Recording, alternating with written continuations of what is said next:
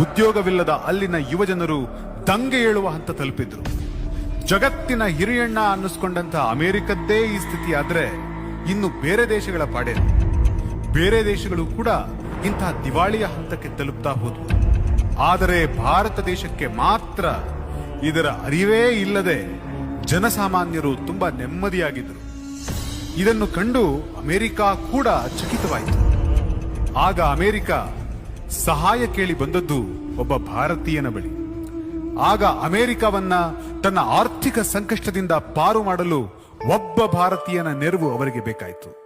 ಆತ ಯಾರು ಗೊತ್ತೇನೋ? ಯಾರನ್ನ ಇವತ್ತು ಆಕ್ಸಿಡೆಂಟಲ್ ಪ್ರೈಮ್ ಮಿನಿಸ್ಟರ್ ಅಂತ ತಮ್ಮ ರಾಜಕೀಯ ದುರುದ್ದೇಶಗಳಿಗಾಗಿ ಬಿಂಬಿಸಲು ಹೊರಟಿದ್ದಾರೋ ಅದೇ most learned economist doctor Manmohan Singh.